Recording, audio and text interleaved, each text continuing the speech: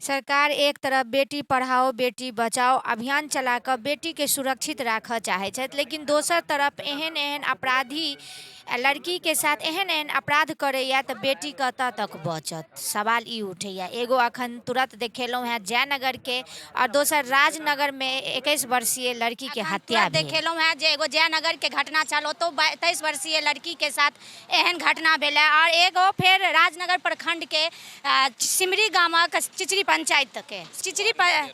पंचायतक ward number 13 के जे है से घटना है। एक 21 वर्षीय लड़की छलथि है जिनका मारि कऽ पोखरिमे फेंक दैया।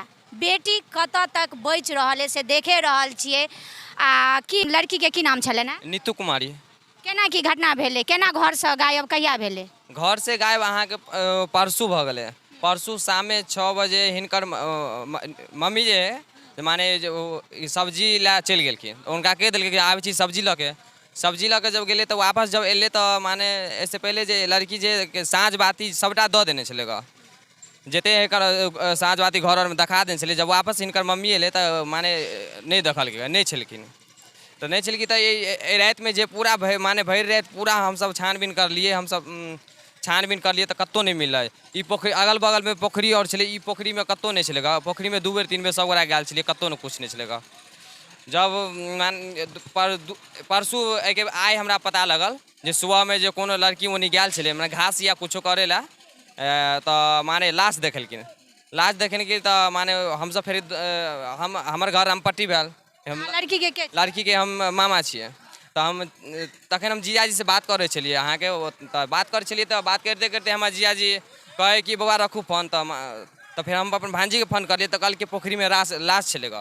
तऽ लाश छलै तऽ फेर कनी देरके बाद पता लगलै नीतू कुमारीके लाश छलै, हमर भांजीके लाश छलै। तऽ हमहूँ सब दौड़के गेलिए तऽ फेर लाशके निकाललिए। जब निकाललिए तऽ अहाँके ऊपरमे आबि गेल छलखिन, पानिमे छलै ऊपरमे। जब निकाललिए तऽ अहाँके गर्दनमे अथी दुपट्टाके माने अथी लगायल छलै। आ एक बात गिड्ढा 2 गो बान्हल छलै ग। ई गिड्ढा रिकॉर्डिंग भी लेने छियै हम। ई गिड्ढा जे फांसी हाँ रिकॉर्डिंग लेने छलिए ग। तऽ ई के लगेलकै से सबके पता नहीं लागलै? लड़कीके ककरो साथ जेना 21 वर्षीय छै तऽ ककरो संगे प्रेमो भऽ सकैया? नहीं, ई सब ऐसन कोनो बात नहीं छलै, कियाकि लड़कीके माने घरमे बड़का कोनो फोन छलै ने कुछ छलै, छोटका फोन छलै जे हुनकर मम्मी सिर्फ रखै छलै। या हुनका घरवाला के ककरो साथ दुश्मनी छलै ना, झगड़ा झाँटी या तऽ अड़ोसी पड़ोसी के संग? हाँ छलै, झगड़ा छलै। 1 साल पहले झगड़ा छलै ग हिनका। तऽ छलै तऽ माने अब ओना कहल नहीं जा सका कि माने अब की केना डिक्लियर नहीं भऽ गेलै कि इएह कुछ करने नहीं करने का से बात है। पड़ोसी डिक्लियर अहाँ से पड़ोसी से झगड़ा? हाँ छलै पड़ोसी से झगड़ा। कोनो एहन ई नहीं जे लड़की जेना पढ़ैत रहै छलै लड़की? हाँ माने इंटर के एग्जाम फाइनल देने छलै ग।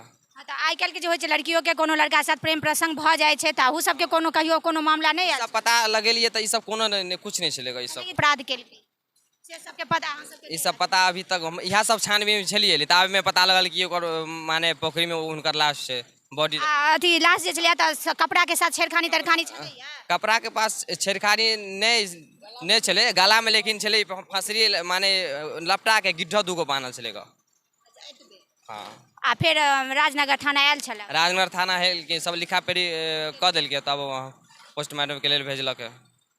देख सकै छियै जे 2टा कांड भेला लड़की वाला, लेकिन के कोन अपराधी अपराध केलक एकर तथ्य नहीं निकल रहल अछि। आब की छै, एक तरफ लड़की बढ़ि रहल अछि लेकिन लड़की के साथ एहन जे मर्डर होइया इहो एकटा प्रश्न उठबैया। बहुत सारा एहि पर जे छै से प्रश्न छै जे दोष ककर छै, लड़की के कतऽ की छलैया, प्रेम प्रसंग छलैया या ककरो साथ दुश्मनी छलैया, आ ओ ई सब नहीं कहि रहल छथि, परिवार लोक नहीं कहि रहल छथि। तऽ बहुत सारा एहिमे तथ्य छै। प्रशासन के कहबनि जे आइ के जे तह तक जाए आ के एहन टाइप के अपराध केलक, जे भी रहे, प्रेमी रहे या कोनो दुश्मनी रहे, घर परिवार के एहन अपराध नहीं होबाक चाहिए।